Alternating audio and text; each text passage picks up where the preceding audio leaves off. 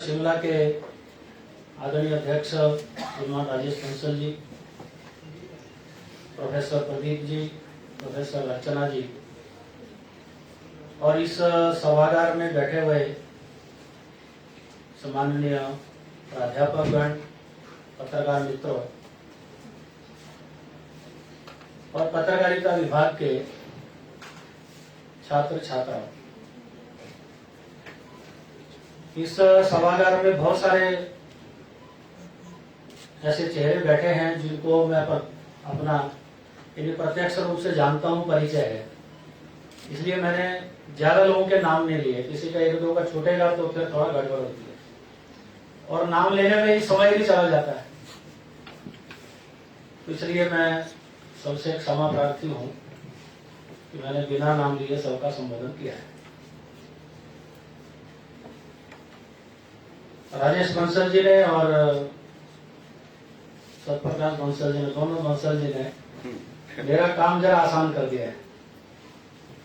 तो नारद जी के बारे में विस्तार से और नारद जयंती के संदर्भ में विस्तार से आपने चर्चा की है। राजेश जी बता रहे थे कि 18 वर्ष पहले हमने ये सब प्रारंभ किया, तो मैं और राजेश जी भी उस टीम में साथ में ही थे जब प्रारंभ करना था। इधर जयप्रकाश जी बैठे हैं, शिमला में और 2-3 कार्यकर्ता थे। तो हमारी उस समय हिम्मत नहीं हो रही थी कि कैसे शुरू करें और क्या इसका प्रारूप रखें, क्योंकि पत्रकारों के सामने ये विषय लेकर के जाना कि नारद जी जो हैं वो आदि पत्रकार थे, तो एक जो संभावना हमें लगी रही थी कि तो हमारा ही मजाक उड़ेगा, और सही में ऐसा हुआ नहीं। लेकिन हम भी जरा पक्के हैं, जब एक बार कोई ठान लेते हैं तो फिर वो करके छोड़ेंगे, चाहे जैसा भी हो। शुरुआत करनी थी तो इसलिए संभवतः 2008 या 2009 में पहला कार्यक्रम नारद जयंती के नाते हमने शिमला में विश्व संवाद केंद्र के नाते शुरू किया। और मैं आज विश्व संवाद केंद्र को इसलिए बधाई देना चाह रहा हूं कि इन 17-18 वर्षों में इस नारद जयंती के माध्यम से कुछ उपलब्धियां भी हुई हैं। जैसे नारद जयंती कार्यक्रम ये केवल विश्व संवाद केंद्र का नहीं रह गया,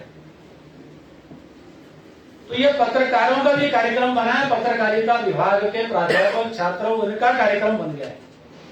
अभी विश्व संवाद केंद्र तो उसके लिए उतना जोर नहीं लगाना पड़ता है। सहजता से अनेक स्थानों पर पत्रकार संघ और पत्रकारिता विभाग ऐसे अलग अलग भी स्वयं स्वतंत्र होकर के ऐसे कार्यक्रम कर रहे हैं। और दूसरा, हम सब के लिए जो आज प्रसन्नता का अवसर है कि मेरी जानकारी में ये भारत का किसी विश्वविद्यालय में पत्रकारिता विभाग के अंतर्गत नारद पीठ जो आज धर्मशाला से ही प्रारंभ हुई है। इसके लिए आदरणीय कुलपति जी को धन्यवाद भी करता हूं विश्व संवाद केंद्र की ओर से कि उन्होंने ये कार्य यहाँ से प्रारंभ किया, शुरुआत की है। तो अभी अन्य स्थानों पर भी इसकी प्रेरणा जो है वो पत्रकारिता विभाग जो है वो लेगा। नारद जी के बारे में उल्लेख काफी आ गया, इसलिए मैं उसको दोहराऊंगा नहीं। लेकिन संवाद की जो प्रक्रिया है वो हमारे समाज में बहुत प्राचीन है, और किसी भी समाज में बिना संवाद के कोई भी काम नहीं हो सकता है, क्योंकि संवादहीनता ये अनेक समस्याओं को बढ़ाती है। इसलिए समाज के संवाद का भिन्न भिन्न प्रकार के माध्यम हो सकते हैं। आज विज्ञान ने उन्नति की है तो उसके अनुसार हमारे संवाद के माध्यम हो गए। पहले आपस में मिलकर के ही संवाद होते थे, बड़े बड़े तो सामाजिक धार्मिक आयोजन होते थे, वहां पर लोग मिलते थे, वहां संवाद करते थे, उसकी प्रक्रिया वैसी चलती थी। लेकिन जैसे जैसे विज्ञान ने उन्नति की, उसका विस्तार हुआ, तो उस प्रकार के माध्यम भी आ गए। आज हमारे हाथ में मोबाइल, इंटरनेट, ये सब है। कोरोना से पहले हमने देखा कि बहुत हम कोई मीटिंग्स वगैरह करते थे, बैठके करते थे, तो प्रत्यक्ष ही करते थे। लेकिन पहले भी होती थी, लेकिन बहुत कम मात्रा में उसका ऑनलाइन बैठकों का क्रम होता था, क्योंकि कॉर्पोरेट में ज्यादा होता था। लेकिन उस कोरोना काल ने हम सबको सिखा दिया कि संवाद जो है वो वैसे भी हो सकता है, ये भी एक सरल माध्यम हो सकता है। जो आवश्यक काम है वो निपटाए जा सकते हैं। तो इसलिए वो समय के अनुसार जो है वो सारा धीरे धीरे बदलता रहता है। संवाद के माध्यम भी इस प्रकार से बदले हैं। जब भारत में प्रिंटिंग प्रेस आने के बाद जब समाचार पत्रों का प्रारंभ हुआ, तो पहला जो हिंदी का साप्ताहिक समाचार पत्र निकला वो 30 मई 1826 में कोलकाता से उदंत मार्तंड के नाम से प्रारंभ हुआ था। जुगल किशोर शर्मा उसके संपादक थे, उन्होंने वो प्रारंभ किया। वो प्रारंभ जो था वो नारद जयंती से हुआ। उस दिन भी नारद जयंती थी, यानी ज्येष्ठ कृष्ण द्वितीय। तो ये संयोग नहीं था, क्योंकि उसके पीछे उनका हिंदी पत्रकारिता या भारतीय पत्रकारिता को प्रारंभ करने की पीछे की एक दृष्टि थी। वो दृष्टि थी भारतीय दृष्टि, यानी अपने यहां पत्रकारिता के आदर्श कौन है, तो वो नारद जी हैं। क्योंकि नारद जी वही संवाद का आदान प्रदान करने का काम करते थे और युवा युवा से कर रहे थे। तो उन्होंने उसी दिन को चुना और अपने संपादकीय में उसका उल्लेख भी किया है कि आज नारद जयंती के उपलक्ष्य में इस पत्र जो अपना उदंत मार्तंड है, इसका पहला अंक मैं प्रकाशित कर रहा हूं। ये आप देखेंगे तो आर्काइव में कहीं मिल जाएगा। तो अनायास या संयोग से वो तिथि आ गई, ऐसा नहीं। आप जीवन के हर क्षेत्र के अंदर देखेंगे तो भारत ने जो भी काम प्रारंभ किया उसके पीछे भारतीय दृष्टिकोण ही रहा। उसके पीछे भारत का एक संस्कार, भारत की एक जो दिशा है वो हमेशा रही। हमारा आदर्श क्या है, हम समाज को संदेश क्या देना चाहते हैं।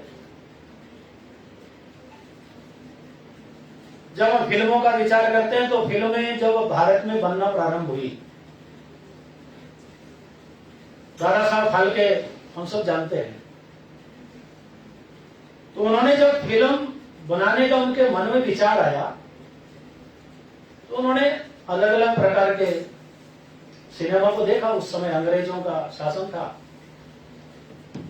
तो मुंबई में उन्होंने जब एक फिल्म देखी तो उन्होंने कहा कि भारत में क्यों नहीं हो सकती ऐसी फिल्मों का, ये एक अच्छा माध्यम है जो हम समाज तक अपनी बात, अपना विचार, अपना संदेश दे सकते हैं और वो प्रभावी माध्यम है।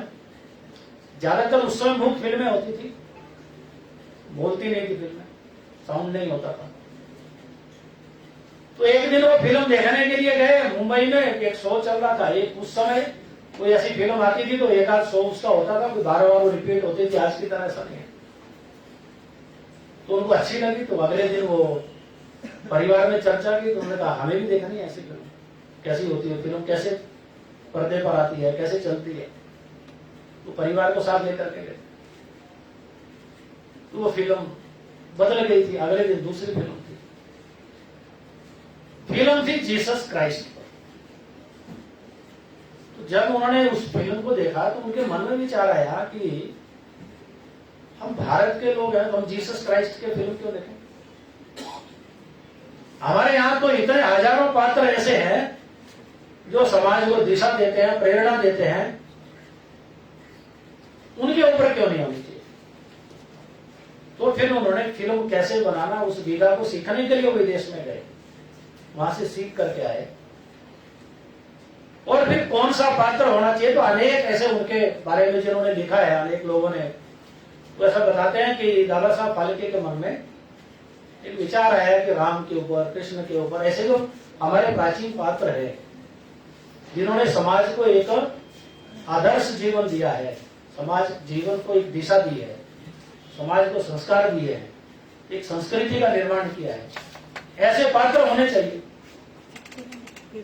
वो किसी कारण से नहीं हुआ, लेकिन राजा हरिश्चंद्र उन्होंने पहली फिल्म का निर्माण किया। वो भी कैरेक्टर क्यों चुना? एक सत्य के लिए अड़िग रहने वाला, लड़ने वाला, समाज को एक संदेश देने वाला, अपने जीवन में कितने भी कष्ट आए लेकिन मैं सत्य के साथ खड़ा रहूंगा, उसके पीछे नहीं हटूंगा। इसलिए हम कहते हैं ना सत्यवादी हरिश्चंद्र। वहां से उन्होंने प्रारंभ किया। फिर अनेक फिल्में ऐसी बनाई उन्होंने, कालिया मर्दन से लेकर के और भी।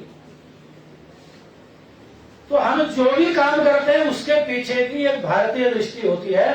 तो वो पत्रकारिता में भी उस दृष्टि को हमने, यानी हमारे जिन्होंने प्रारंभ किया ऐसे लोगों ने उसका ध्यान रखा। ऐसे समाज जीवन के हर एक क्षेत्र के अंदर हमारी कोई ना कोई एक जीवन दृष्टि है।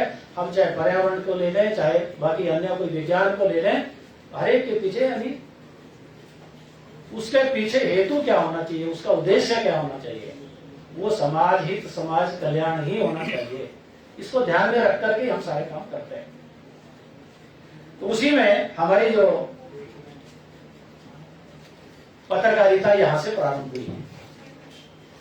लेकिन अभी चर्चा हो रही थी कि आज वो पत्रकारिता हमारी कहां पहुंची है, उसका स्वरूप कैसा बदला है। तो उसमें भी बहुत अच्छी बातें भी हुई हैं, लेकिन कुछ विचारणीय बातें भी हैं, विचार करने योग्य भी कुछ बातें हैं। डॉक्टर एपीजे अब्दुल कलाम जब हमारे राष्ट्रपति थे तो उन्होंने पत्रकारों को अनेक मौकों पर कुछ अपना विचार दिया है। उसमें से एक जो बात उन्होंने कही कि साधारणतः समाचार पत्रों का फोकस नकारात्मक खबरों का रहता है। ये पत्रकारों को संबोधित करते हुए उन्होंने कहा, भाषण, हत्याएं, खून खराबा या चिंताजनक घटनाएं, इस प्रकार की खबरों का प्रकाशन इस सीमा तक पहुंच चुका है कि प्रकाशित खबरें वास्तविक स्थिति से भी बदतर बनती जा रही हैं। इसका विचार हमें आज करना पड़ेगा कि हम समाज को क्या दे रहे हैं। समाज में ये घटनाएं नहीं हो रही, ऐसा मेरा कहना नहीं है, ये होती हैं घटनाएं। जनसंख्या अधिक होने के कारण से भी उसका प्रमाण भी अधिक हो सकता है। कुछ हमारे समाज जीवन के अंदर जो उथल पुथल या संस्कारों की कमी आई है, उसके कारण से भी इस प्रकार की घटनाएं बढ़ती है। लेकिन फिर भी समाज में बहुत सारी अच्छी बातें, सकारात्मक बातें तो हो रही है, और इससे कई गुना हो रही है। तो उनका प्रतिशत कितना रहना चाहिए, नेगेटिव खबरों का प्रतिशत कितना रहना चाहिए, इसका विचार आज की पत्रकारिता में आवश्यक है। कम से कम बैलेंस तो करिए। पहले पृष्ठ पर एक सकारात्मक खबर से प्रारंभ करिए, अनेक बातें हो सकती है। तो ये मीडिया को, मीडिया में काम करने वाले पत्रकार या आने वाले समय में जो पत्रकारिता की अभी पढ़ाई कर रहे हैं, वो पत्रकारिता के क्षेत्र में जाने वाले हैं, इनको साथ में जो हमारा जो पाठक है, दर्शक है, हम सबको ये विचार करने की आवश्यकता है। क्योंकि हमारा जो पाठक और दर्शक है वो भी जागरूक होना चाहिए। तो अगर समाज जागरूक रहता है, समाज सजग रहता है, तो वो भी समाज जीवन के अलग अलग क्षेत्रों में काम करने वाले जो लोग हैं उनकी दिशा भटकने नहीं देता। क्योंकि हम कोई प्रतिक्रिया नहीं देते, हम अपना कोई विचार सामने रखते नहीं, वो भी आवश्यक होता है। ये सत्यता आनी चाहिए, लेकिन सच्चाई, कौन सी सच्चाई कब आनी चाहिए, इसका भी एक समय होता है। अभी हम युद्ध की जैसी परिस्थिति में थे, युद्ध नहीं था लेकिन परिस्थिति वैसी बनी थी, मैं उस पर टिप्पणी नहीं करूंगा, लेकिन 2-3 दिन अगर हमारे चैनलों की रिपोर्टिंग आप देखेंगे तो आप सबने उसको जजमेंट किया होगा। ये वास्तव में सोचने का समय है कौन सी बात कब बतानी, किस तरीके से बतानी।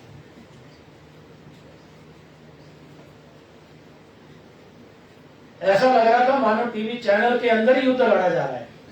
ठीक है, आज नैरेटिव्स की बात होती है, युद्ध आज केवल फिजिकल नहीं होता है, सेनाएं नहीं लड़ती हैं, तो नैरेटिव की लड़ाई भी होती है, और उसमें भी कौन आगे रहता है, कौन भारी रहता है, वो भी एक आवश्यक होता है। तो वार ऑफ नैरेटिव्स के युग में हम आज हैं। अलग अलग तरह की पाकिस्तान की ओर से कितने फेक न्यूज आए, फेक वीडियो आए, क्योंकि अब टेक्नोलॉजी है, एआई का उपयोग हो रहा है, ऐसा लगता है कि बिल्कुल ही सच है। एआई जनरेटेड जो वीडियो है वो मीडिया में चल गए, आप उसकी सत्यता की जांच नहीं कर रहे हैं, बाद में उसको वापस ले रहे हैं। तो ऐसे समय में बहुत संयम और जिम्मेदारी पूर्ण ढंग से काम करने की आवश्यकता होती है। केवल पत्रकारिता का विषय नहीं है, सबको ही समाज में, क्योंकि आज हम सब पत्रकार हैं, हमारे हाथ में सोशल मीडिया है। आज हम किसी टीवी चैनल में अपना वक्तव्य नहीं भी छपेगा, नहीं चलेगा, तो भी हम सोशल मीडिया के माध्यम से कुछ चला ही जाए, वो हथियार तो हमारे हाथ में है। तो इसलिए एक आम नागरिक के नाते भी जिम्मेदारी बढ़ जाती है, ऐसे किसी भी संकट के समय में, ऐसे किसी भी परिस्थिति के समय में, उसको भी समझने की आवश्यकता है। इसलिए मीडिया का एक काम जो है वो समाज की जागरूकता है, समाज को समय पर सही दिशा देने का काम मीडिया के माध्यम से होता है। समाज को जागरूक करना ये महत्वपूर्ण जिम्मेदारी है। मीडिया का काम, जैसे मैंने कहा, ये जिम्मेदारी पूर्ण काम है, ये कोई हल्का काम नहीं है, बहुत गंभीर काम है। तो इसको समझ करके हमने अपनी जिम्मेदारी उसमें निभाना चाहिए। आज विकसित भारत की हम बात कर रहे हैं, विश्वगुरु भारत की बात कर रहे हैं, तो आने वाला समय ये भारत का ये निश्चित है, क्योंकि इस 5-7 दिनों के अंदर हमने अपनी ताकत दुनिया को दिखाई है कि भारत अपनी सीमाओं का उल्लंघन किए बिना अपनी सीमाओं में रहकर पड़ोसी को अच्छा जवाब दे सकता है, और अपना कम से कम नुकसान किए बिना। हमने उल्लंघन नहीं किया, हमने सीमाएं पार नहीं की, लेकिन उसके सारे अड्डों को ध्वस्त किया। ये आज भारत की ताकत है। आज हमारी सेनाएं हो, चाहे समाज हो, चाहे हमारे वैज्ञानिक हो, आज हम बिना किसी की सहायता के चंद्रमा तक पहुंच गए, तो ऐसे नहीं हो गया। भारत आज दुनिया की चौथी अगर आर्थिक अर्थव्यवस्था है, तो दुनिया की नजर उस पर भी है, और उसमें समाज का भी योगदान उतना ही है।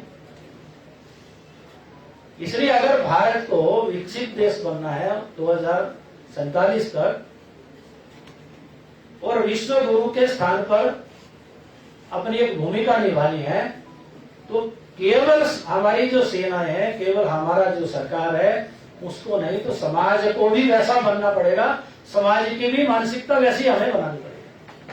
अनेक बातें, छोटी छोटी बातें, जो एक नागरिक के नाते जो हमारी जिम्मेदारी क्या है, हमारा दायित्व क्या है। आज हम अपने परिवारों के अंदर देखते हैं, चर्चा भी करते हैं कि संस्कारों की कमी आ रही है, तो जिम्मेदारी किसकी है उसको ठीक करना। कोई बाहर के लोग आएंगे क्या? सरकार करेगी क्या? तो दूसरा कोई नहीं कर सकता। हमने अपनी पीढ़ी को अगर तैयार करना है, संस्कारित करना है, तो उसके लिए अपने घर के अंदर ही उसकी व्यवस्था हमें बनानी पड़ेगी, तभी तो वो आने वाली पीढ़ियां हमारी वैसी बनेगी, देशभक्त बनेगी, देश समाज के लिए कुछ करने का विचार करने वाली बनेगी, देश की उन्नति में अपना योगदान करेगी, उसके लिए वो तैयार होगी। आज दुनिया पर्यावरण की चिंता करती है। अभी हम देख रहे हैं, इस हॉल में बैठे हैं, तो गर्मी धर्मशाला में कभी होती नहीं है। क्लाइमेट चेंज क्यों हो रहा है, उसके लिए कौन जिम्मेदार है? तो हम उसको कैसे ठीक कर सकते हैं, हमारा क्या योगदान हो सकता है, एक एक व्यक्ति का उसमें क्या भूमिका हो सकती है, इसका विचार आज हमें करना पड़ेगा। हमें पेड़ भी लगाने पड़ेंगे, पानी भी अपना बचाना पड़ेगा, उसको भी स्वच्छ रखना पड़ेगा और प्लास्टिक से मुक्ति भी करनी पड़ेगी। जो पर्यावरण को दूषित करने वाले जितने भी कारक हैं वो सबको मिटाना पड़ेगा। उसके लिए हमारा व्यवहार अपना या हमारी आदतें हमें वैसी लगानी पड़ेगी।